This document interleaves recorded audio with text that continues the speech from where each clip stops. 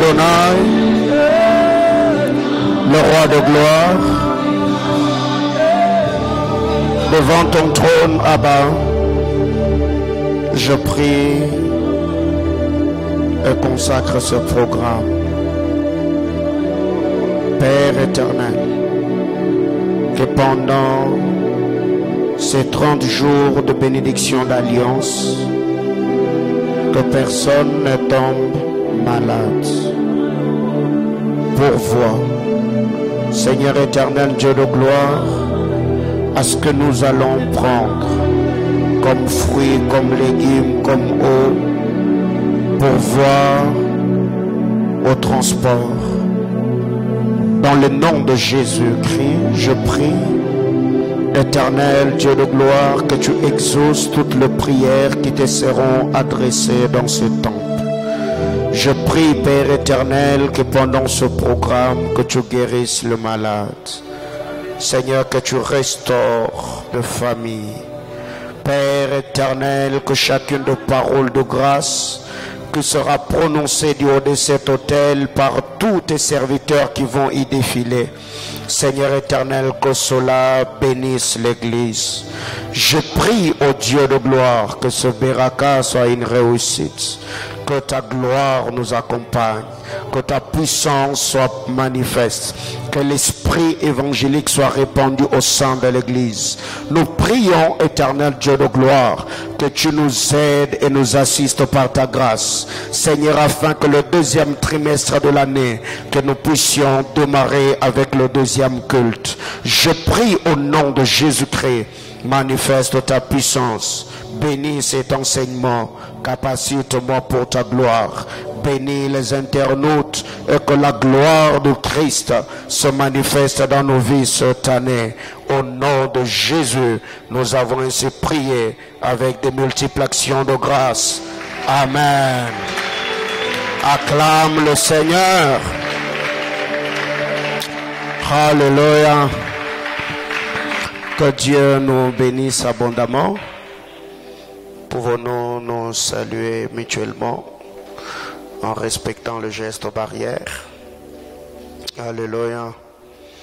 Je demande à l'église, la maladie est là. La maladie est dans nos murs. Donc quand vous venez, soyez munis de votre cache-nez. Et vous êtes au temple, portez-les convenablement, respectons le geste barrière. Même à l'entrée de l'église, souffrez que l'on puisse désinfecter vos mains avec ce qu'on utilise encore s'appelle comment? Le gel hydroalcoolique. Et je crois que au-delà de la prière, au-delà de la foi que nous avons, au-delà de la guérison miracle, nous devons nous protéger. Alléluia. Bien-aimés dans le Seigneur, aujourd'hui, c'est le premier jour de ces assises. Et comme je le dis hier, c'est moi qui va apporter la parole toute cette semaine jusqu'au dimanche. Et à partir de lundi de la semaine prochaine, nous aurons le premier intervenant qui est le docteur Stéphane Mangaï. C'est lui qui va nous apporter la parole le lundi et le mardi. Et je crois de tout cœur, le Seigneur fera éclater sa puissance pendant ces assises. Et aujourd'hui, j'ai senti une très forte présence de Dieu pendant que l'homme de Dieu Daniel est en train de chanter ces chants de pasteur Joël Kaboué. Vraiment, on va passer de moments formidables dans la prière. Je t'assure que Dieu va te bénir abondamment cette année. Je dis à quelqu'un que cette année, Dieu va te bénir abondamment. Alléluia. Ouais, depuis le matin, je n'étais pas sorti. J'étais dans ma chambre de prière, en train de lire, en train de prier, en train de chercher l'onction pour ce programme. Et je crois que même des services de délivrance, de guérison, le prophétique, on va vraiment couler à flot pendant ces 30 jours. Quelqu'un me dise Amen. Oui, parce que tout ce que je devais faire pendant Bingu Isseme, je ne l'avais pas fait. Je sais qu'il y a beaucoup de gens sur qui on n'avait pas donné la pensée de Dieu par rapport à cette année nouvelle. Donc, je n'ai pas oublié ce programme. Je continue à prier pour cela. Et je crois déjà qu'à partir de la semaine prochaine, vraiment, je serai parmi les modérateurs des cultes afin de gagner le temps en communiquant quelques paroles de grâce selon que le Saint-Esprit nous mettra à cœur. Nous saluons tous les internautes, que Dieu bénisse tous les bien-aimés frères et sœurs, vous qui avez cette habitude de nous suivre de partout, vous nous suivez, que la grâce de notre Seigneur Jésus-Christ soit avec vous. Nous vous prions également de ne pas seulement nous suivre sur Facebook. Déjà, notre chaîne YouTube est ravitaillée par plusieurs vidéos. Vous pouvez aller sur YouTube, taper Prophète Paulin Mbombo, comme c'est écrit sur la page officielle. Il y a déjà quelques vidéos qui vont abondamment vous bénir. Que quelqu'un clame le Seigneur.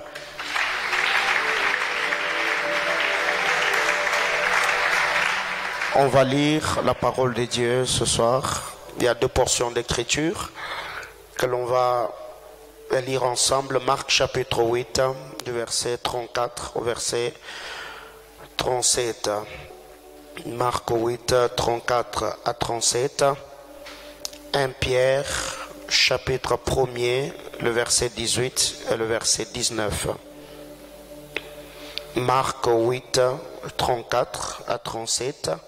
1 Pierre 1, 18 et 19. Merci. Merci, merci.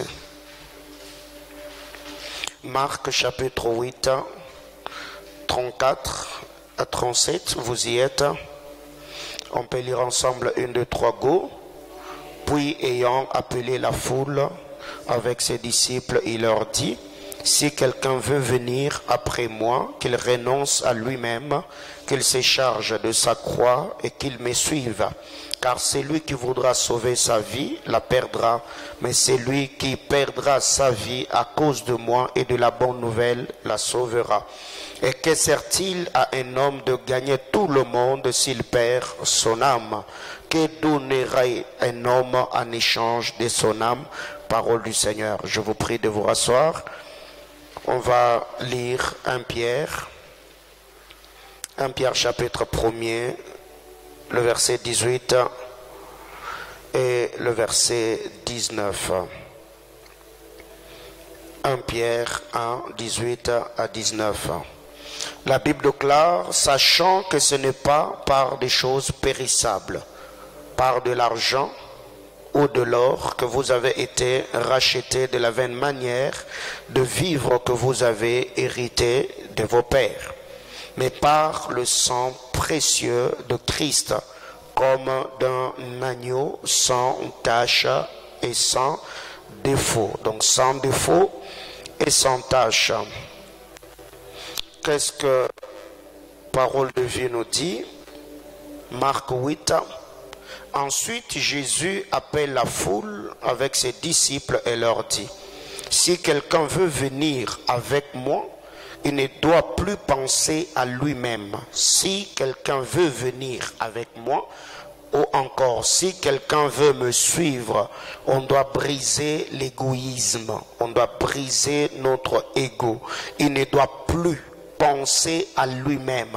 Il doit porter sa croix et me suivre.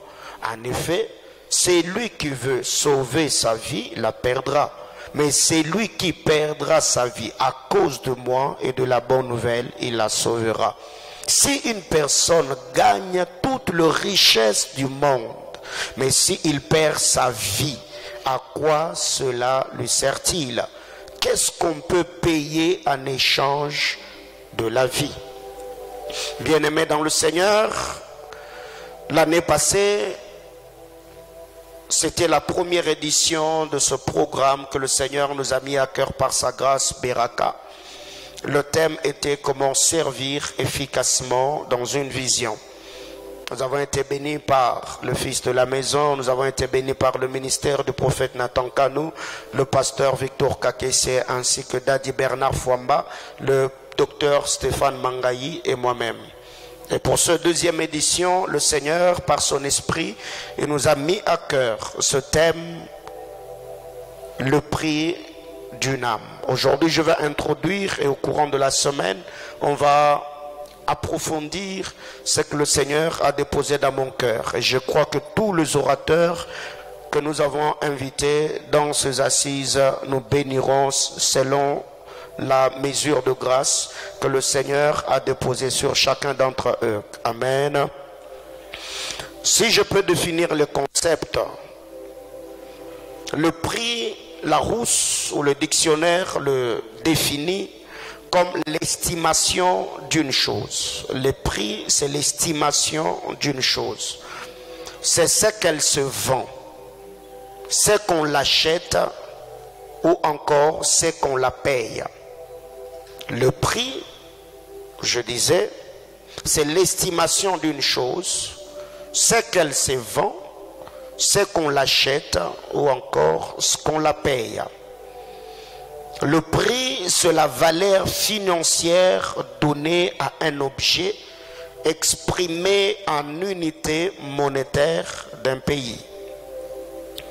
Le prix, c'est la valeur financière donnée à un objet exprimé en unité monétaire d'un pays. 3. Le prix, c'est ce qu'il faut payer en contrepartie d'un bien ou d'un service. Il faut que je revienne pour ceux qui écrivent. Je réitère, le prix, c'est l'estimation d'une chose, c'est ce qu'elle se vend, c'est qu'on l'achète, c'est qu'on la paye. 2. Le prix, c'est la valeur financière donnée à un objet exprimé en unité monétaire d'un pays. 3. Le prix, c'est ce qu'il faut payer en contrepartie d'un bien ou d'un service. Le prix, c'est ce qu'il faut payer en contrepartie d'un bien ou d'un service. Et le prix au sens figuré, c'est le coût, le dépense pour obtenir quelques avantages. Au sens figuré, c'est le coût ou le dépense pour obtenir quelque chose. Et le mot âme de l'hébreu nefesh, nefesh qui s'écrit comme N E P H E S H. Âme de l'hébreu nefesh. Nefesh, c'est N E P H E H. Nefesh veut seulement dire une personne. Nefesh veut dire un être vivant. Nefesh veut dire ce qui respire. Nefesh veut dire ce qui a vie par le sang. Je réitère, Nefesh de l'hébreu, c'est une personne, c'est un être vivant, c'est ce qui respire ou ce qui a vie par le sang.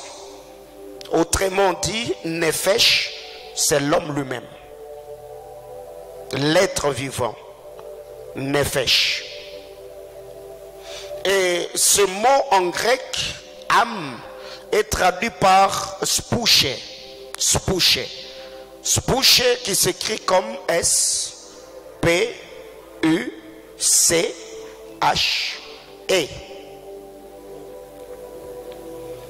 Je réitère, Nefesh, c'est en hébreu et spouché, c'est en grec.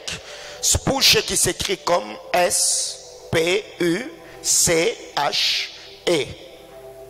Et spouché, c'est la vie naturelle que nous avons. La vie naturelle en nous. Là, c'est spouché. Et spouché, c'est le mot utilisé dans Actes des Apôtres, chapitre 20, au verset 10. Pendant que l'apôtre Paul était en train de prêcher, on nous parle d'un certain Eutychus. La Bible déclare Eutychus somnolé. Il était pris par le sommeil, vu que le discours, l'enseignement de Paul était tiré en longueur. La Bible déclare, comme il était assis sur la fenêtre, il est tombé et s'est brisé la nuque. Et quand Paul est descendu là où était Eutychus, Paul a touché Eutychus et il a dit à ceux qui étaient là, ne vous inquiétez pas car son âme est encore en lui. Le mot âme utilisé là dans Actes chapitre 20, le verset 10, du grec spouché, ce qui veut dire la vie naturelle en nous. Alléluia. Alors retenons, que spouché ne signifie pas seulement l'âme, mais par contre la stature totale de l'être humain. Spouché, ce n'est pas seulement l'âme de l'homme, mais c'est la stature totale de l'homme. Alors, sur ça, j'aimerais dire à l'église, donc l'homme n'a pas une spouchée ou une fèche, comme dans la pensée grecque, mais l'homme est né nefesh et il vit en étant nefesh. Alléluia. Je disais que l'homme, dans la pensée grecque, l'homme est spouché. Mais dans la pensée hébraïque, l'homme n'a pas l'âme, mais l'homme lui-même est nefesh. L'homme est né nefesh et l'homme doit vivre en étant nefesh. Et nefesh veut dire l'homme en état de soif. Nefesh, c'est l'homme en état de soif. Nefesh veut dire l'homme en état de soif. L'homme en état de soif, l'homme en état de besoin, l'homme en état de nécessité. Nefesh, c'est l'homme en état de besoin, l'homme en état de soif, l'homme qui est en nécessité. Et c'est pour cette raison que le docteur théologien Alfred Cohen a dit que l'esprit de l'homme, ou l'homme dans son entièreté, a un vide qui a la forme de Dieu. Pourquoi? Parce que l'homme est un nefesh. L'homme est un être en état de besoin, en état de soif. Et le docteur Alfred Cohen nous dit que l'homme étant un nefesh, il a un vide qui a la forme de Dieu. Alléluia. Et ce vide ne peut être comblé que par Dieu lui-même. C'est pour cette raison, quand vous lisez la parole de Dieu dans l'histoire du fou de Gadara, Marc chapitre 5, la Bible déclare que dans cet homme, il y avait des légions de démons. Il y avait plusieurs démons qui possédaient le corps de cet homme. Mais on n'a jamais dit que le fou de Gadara était rempli de démons. La Bible déclare, quand on parle de la possession, on dit l'homme est possédé par le démon. Mais quand le Saint-Esprit fait son entrée dans l'homme, on dit l'homme est rempli de l'esprit. Pourquoi? Parce que l'homme étant un nefesh, c'est un homme qui est en état de besoin, en état de soif, et cet homme a un vide en lui qui a la forme de Dieu. Et ce vide ne peut être comblé que par Dieu lui-même. Aucun bien sur terre, aucune richesse, aucun plaisir terrestre ne peut combler le vide dans l'homme. C'est pour cette raison que l'homme est un éternel insatisfait.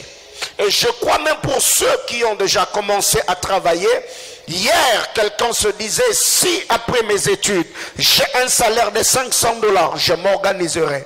Après avoir eu 500 $, il va désirer en avoir 1000, il voudra avoir 2 millions. L'homme est un éternel insatisfait. C'est pourquoi en lisant la parole de Dieu, il est dit dans le livre de Proverbes, on parle de la terre ne dit jamais assez.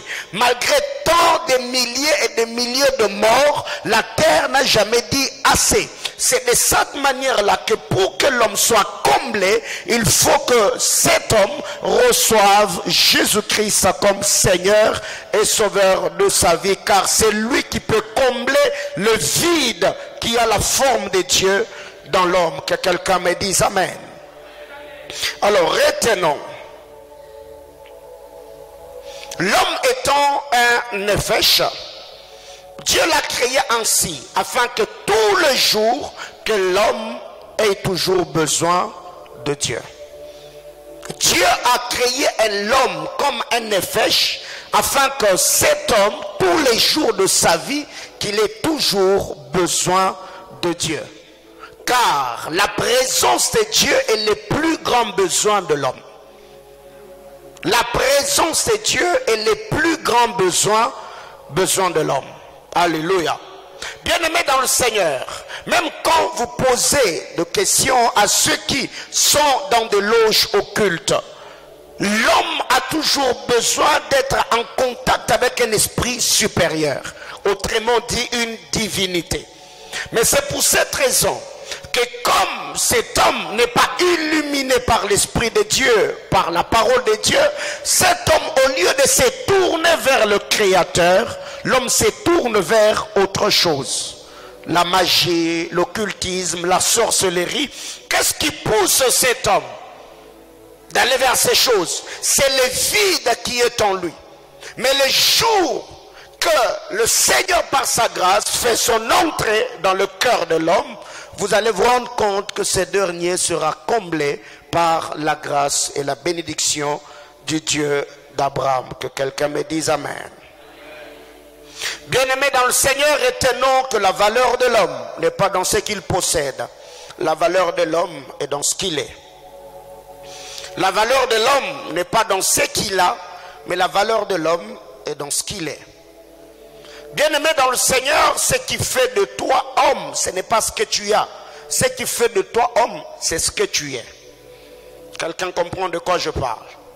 Alors, il y a des gens aujourd'hui qui sont malheureux, étant chrétiens, étant enfants de Dieu. La Bible déclare, heureux l'homme dont le péché est pardonné, dont l'iniquité est expiée. S'il y a des gens qui peuvent être de plus en plus heureux sur la terre, ce sont des chrétiens. Pourquoi? Parce que nos noms sont inscrits dans les livres de vie. Pourquoi? Parce que nous avons reçu le pardon de Dieu. Mais vous allez vous rendre compte, sur terre, aujourd'hui, ce sont des chrétiens. Quelques chrétiens, bien sûr, pas tous les chrétiens qui n'ont pas encore compris l'avantage, la bénédiction d'être enfants de Dieu. Ces personnes pensent qu'ils seront heureux les jours qu'ils auront mariage, les jours qu'on aura voyage, les jours que Dieu va exaucer nos prières en nous donnant ce que nous lui avons demandé. Bien-aimé dans le Seigneur, ta valeur n'est pas dans ce que tu as ou dans ce que tu auras. Ta valeur est dans ce que tu es, dans le valeur que tu as, dans la grâce que le Seigneur t'a faite et dans la bénédiction du Seigneur par son Esprit Saint qui habite en toi. Que quelqu'un me dise Amen. Bien-aimé dans le Seigneur, l'âme de l'homme n'a pas une valeur estimable. On ne peut pas estimer la valeur de l'âme.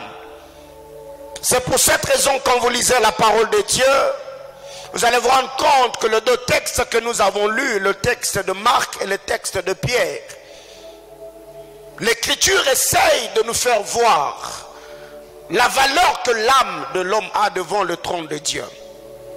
Pour ceux qui sont mariés ici, ils ne vont pas me contredire, même ceux qui nous suivent sur Internet.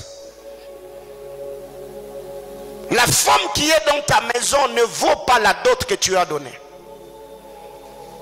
Il faut être moins intelligent, excusez-moi le terme, pour maltraiter une femme qui vit dans ta maison parce que tu as donné une dot dans sa famille.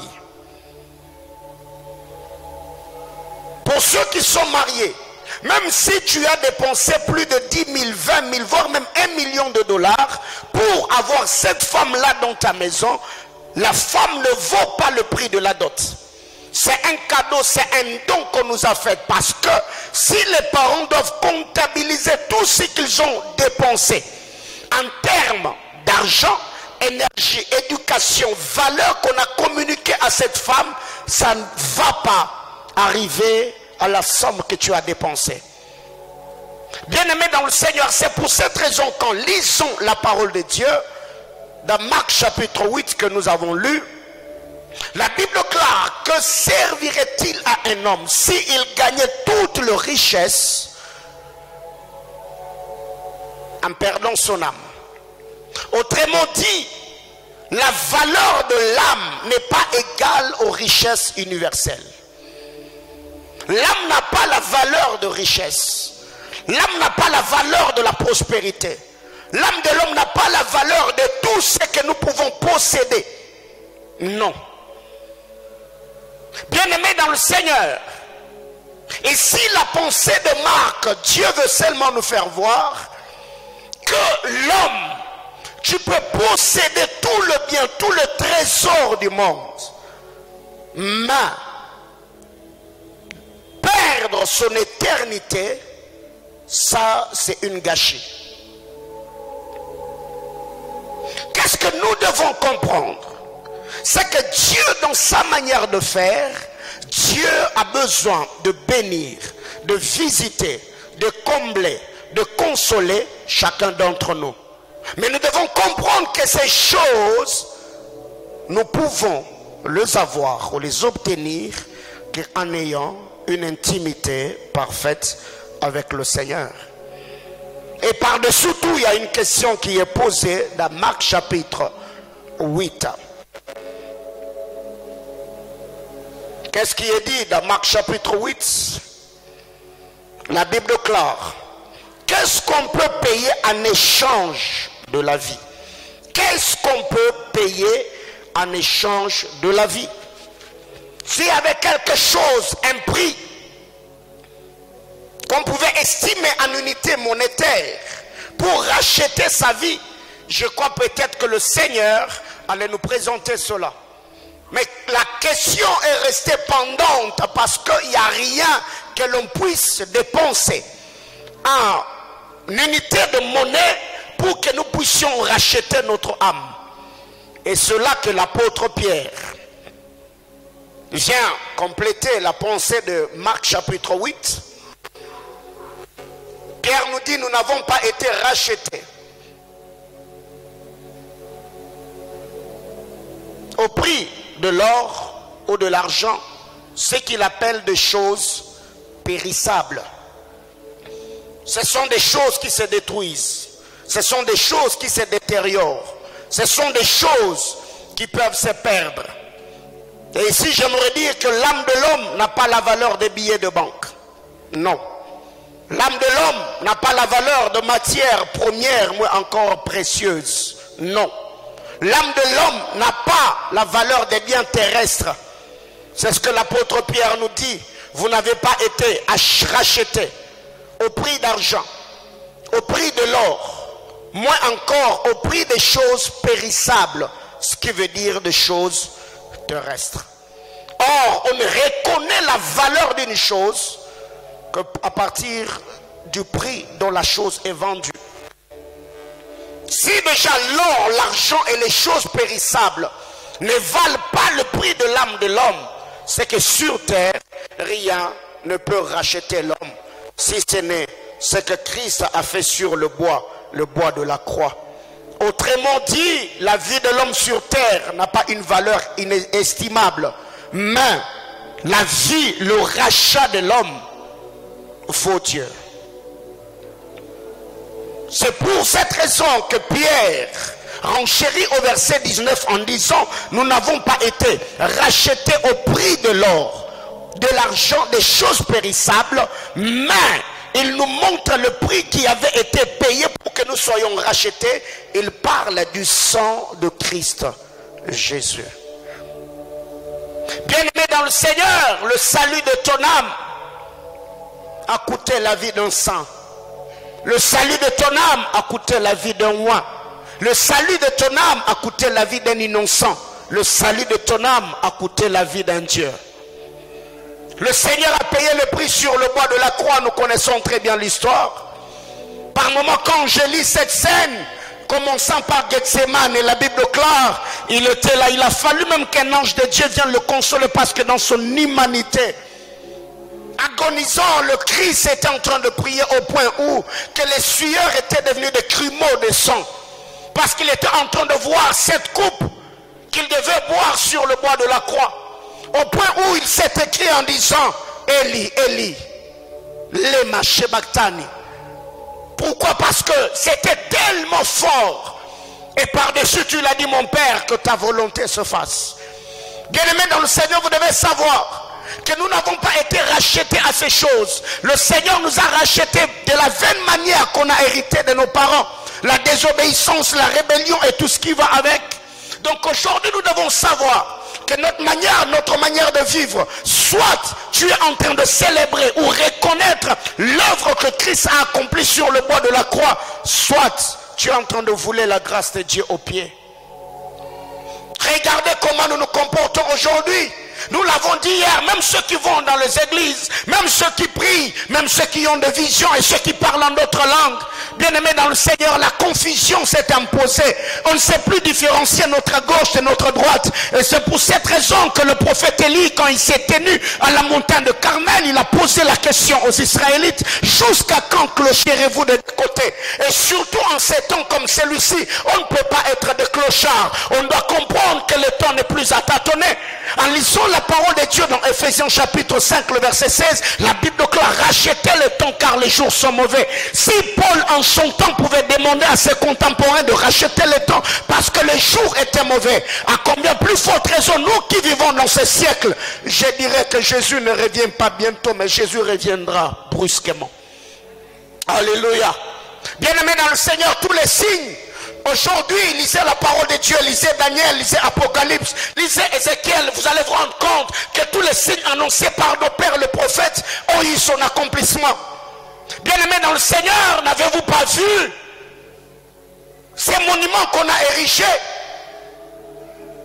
Bien-aimés frères, quand on parle de l'ONU, on voit la paix. Et quand on parle de la paix, on ne voit pas une bête aussi terrifiante que ce qu'ils ont mis. La paix a toujours été symbolisée par une colombe. Mais comment est-ce qu'on peut mettre une bête aussi terrifiante pour ceux qui ont vu les images sur les réseaux sociaux? Ne comprenez-vous pas que ces choses ne se font plus dans le ténèbre? Ça se fait sous nos yeux. Et qu'est-ce que nous faisons en ces temps-là? Nous sommes en train de passer à autre chose. La parole de Dieu doit être prêchée. Nous devons garder nos vêtements blancs car nous ne savons pas les jours où la trompette sonnera, les jours où Christ se tiendra dans les airs.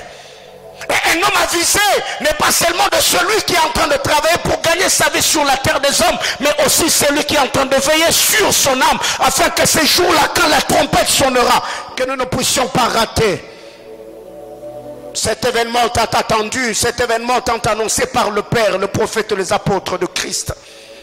Bien-aimés frères, le temps n'est plus à tâtonner. Nous devons servir le Seigneur et nous accrocher à sa parole. Bien-aimés, il y a une vérité importante que nous devons savoir. C'est que le salut des âmes, de l'âme, c'est l'initiateur du Créateur envers le pécheur perdu. Le salut de l'âme, ou le salut des âmes, c'est l'initiateur, ou l'initiative du Créateur envers le pécheur perdu.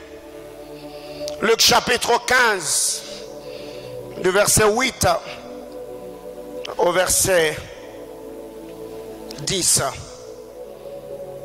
Luc chapitre 15.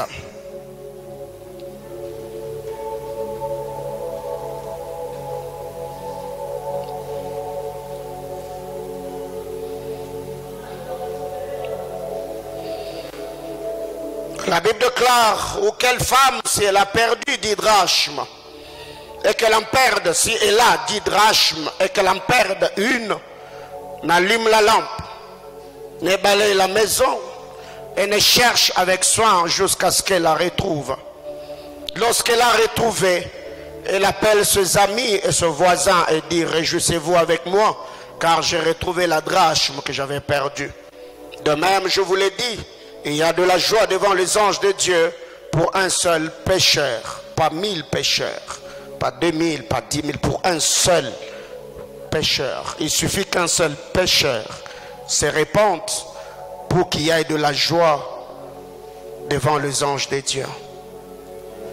Bien-aimé, j'étais en train de dire l'homme dans la pensée grecque, on parle de l'homme comme spouché. Mais dans la pensée hébraïque, l'homme est nefesh et il doit vivre en étant nefesh. Et nous avons dit que nefesh, c'est l'état de la soif. C'est l'état de besoin ou l'état de la nécessité.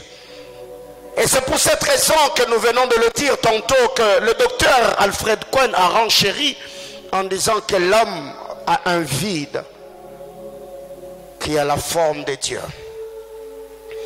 Bien-aimé dans le Seigneur, que servirait-il à un homme de gagner le monde entier, un jour perdre son âme?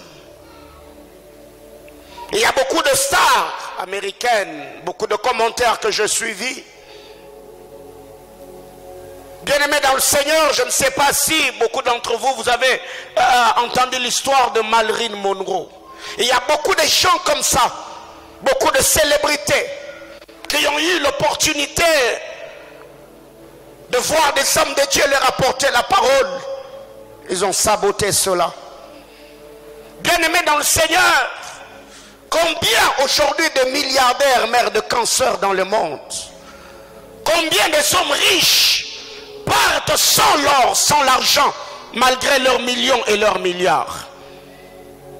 Bien-aimés dans le Seigneur, quand vous lisez la parole de Dieu dans Exode chapitre 30, le verset 15, la Bible déclare: le riche et le pauvre, et tous devaient donner le prix pour le rachat de leur personne. Le riche ne devait pas donner plus et le pauvre ne devait pas donner moins. Autrement dit, dans la balance spirituelle, le riche et le pauvre ont le même poids devant Dieu. Bien aimé, ce que vous devez savoir aujourd'hui, c'est que beaucoup d'entre nous, on peut se moquer de ceux qui ont vieilli aujourd'hui. Quand on se regarde dans le miroir, on se voit qu'on est encore trop jeune, on est belle, on est attirante, on a toutes ces qualités, toutes ces vertus. Mais vous devez vous rendre compte que ceux qui ont vieilli aujourd'hui, ils sont également passés par là. Alors qu'est-ce que nous devons faire en étant jeunes? On ne doit pas nécessairement peut-être mettre de l'emphase sur ce que nous savons faire, sur notre beauté, sur notre personne. Au-delà d'embellir nos visages avec tout ce qu'il y a, nous devons également embellir notre cœur, embellir notre âme, veiller également sur notre être intérieur. Aujourd'hui, il y a des gens qui vivaient comme si demain ne leur appartenait pas ou n'existait pas. Il y a des gens qui sont devenus tellement s'en foutisses que la parole de Dieu ne les dise plus rien. Il y a des gens qui se moquent même de ceux qui apportent la parole de Dieu, de ceux qui annoncent l'évangile de Jésus-Christ.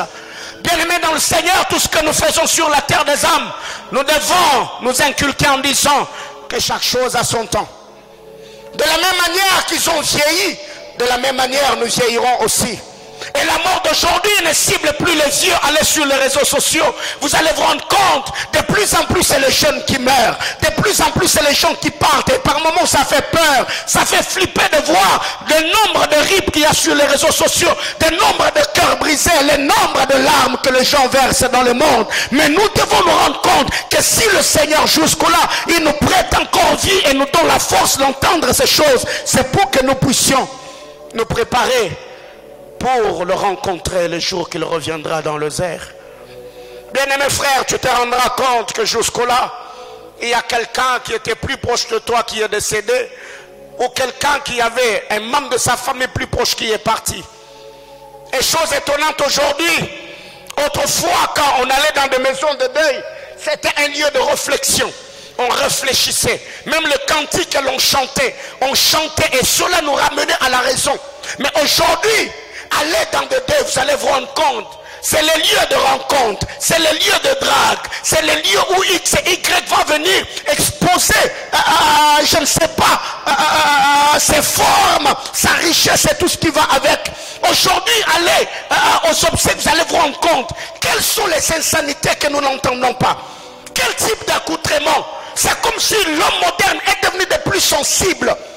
Bien-aimé dans le Seigneur, toutes ces choses qui se passent autour de nous, vous devez vous dire que Jésus revient bientôt. La parole de Dieu est devant nous, sous nos yeux. Et pour cela, nous devons tous les jours de notre vie faire le bilan de là où nous sommes avec le Seigneur et dire à Dieu, garde-nous fidèles à toi. Car nous ne savons ni le jour, ni l'heure où la trompette sonnera. Mais nous devons être prêts afin de rencontrer le bien-aimé Sauveur dans les airs. En lisant la parole de Dieu dans le texte que nous venons de lire, Luc chapitre 15 du verset 8 au verset 10, il y a une chose importante que j'aimerais partager avec l'église pour ce soir. Et demain, Dieu nous fera grâce de passer à autre chose. La parole de Dieu nous parle de cette femme qui avait 10 drachmes. Le drachme, ce sont les pièces de monnaie. La Bible déclare qu'elle en avait 10. Et parmi les 10 pièces de monnaie qu'elle avait, elle a perdu une pièce. Elle était restée avec 9. La question que moi je me suis posée, pourquoi elle ne pouvait pas s'en passer de cette pièce de monnaie qu'elle avait perdue? Pourquoi elle ne pouvait pas s'en foutre? Pourquoi elle ne pouvait pas se contenter de 9 autres pièces qui étaient en ses mains? Mais j'aime la détermination et l'attitude de cette femme. La Bible déclare, elle a allumé la lampe, elle a balayé la maison, elle a cherché avec soin jusqu'à la retrouver. 3 choses qui ont permis à cette femme de retrouver la pièce de monnaie. Et la 4e des choses, c'est une attitude. Et c'est là que je vais m'arrêter ce soir et on va prier le Seigneur. Bien-aimé dans le Seigneur, la Bible déclare cette femme, pour retrouver la pièce de monnaie, il a fallu qu'elle allume la lampe. Allumer la lampe. Bien-aimé dans le Seigneur, en allumant la lampe, cette femme a accepté de perdre de l'huile. Elle a perdu l'huile parce que la lampe allumée, la lampe ne pouvait pas s'allumer avec de l'eau. C'est qu'elle a accepté de perdre l'huile parce que la pièce de drachme avait de l'importance à ses yeux. Elle n'a pas cherché cette pièce de monnaie dans le noir. Bien-aimé dans le Seigneur, vous savez, aujourd'hui il y a des pièces de monnaie que nous avons peut-être balayées dans la précipitation parce que c'était le ténèbre qui nous environnait. Bien-aimé dans le Seigneur, si tu vois Goliath avec une épée dans sa main, n'insulte pas cette épée-là. L'épée de Goliath n'a pas de problème, mais le problème c'est Goliath qui utilise l'épée. Parce que cette même épée, si elle tombait dans les mains de David le roi, elle peut devenir utile et importante. J'étais en train de dire à quelqu'un, pour que nous puissions retrouver les pièces de drachme qui sont perdues, acceptons d'abord d'allumer nos lampes. Bien-aimé frère, tu ne peux pas voir la valeur de l'homme si jusque-là toi-même tu n'es pas illuminé, si toi-même tu n'es pas éclairé, si toi-même tu n'as pas une connaissance approfondie des Écritures, afin de voir l'homme pas avec l'œil de l'homme, mais à voir l'homme avec l'œil de l'esprit, selon le plan éternel que le Seigneur a vis-à-vis de cette dernière. Aujourd'hui, c'est même dans les églises où nous nous insultons et nous rappelons le passé des gens. Elle a avorté, oui. Elle a fait ceci, oui. Elle avait engrossé, oui. Mais quel est le plan de Dieu sur la vie de cet homme? J'aimerais dire à quelqu'un, n'insulte pas l'épée que tu vois dans la main de Goliath. Laisse au moins le temps que David récupère cette épée. Parce que l'épée n'a pas de problème. Le problème, c'est Goliath. Je prends Goliath comme Satan et l'épée, comme tous ces païens, toutes ces personnes qui ont peut-être fait naufrage face à la foi. Et aujourd'hui, quand nous le voyons, nous les insultons. Ils ont abandonné la foi. Frère, récemment, j'ai vu des choses. L'attitude aux chrétiens, j'avais un cœur qui saignait. Nous connaissons ces jeunes garçons, Jota qui a chanté un moment, et tous nous étions bénis par sa voix. Et aujourd'hui, ces garçons s'est perdu. Il a rétrogradé, il est devenu un homosexuel. Mais allez-y voir les commentaires de chrétiens. Il y a des gens qui ont même écrit, excusez-moi le terme, en disant va au diable. Est-ce que c'est ça notre travail? Qui ont eu le temps de s'agenouiller devant le trône de Dieu afin de réclamer l'âme de ces garçons et dire à Dieu, Seigneur sauve-le, Seigneur change-le. Nous sommes de ceux qui accusent, nous sommes de ceux qui condamnent, nous sommes de ceux qui critiquent, mais nous n'avons plus le temps de nous tenir devant Dieu comme au jour d'autrefois en disant à Dieu, Seigneur, plaise à toi de récupérer ceux qui ont ceux qui ont abandonné le droit chemin. Bien-aimés frères,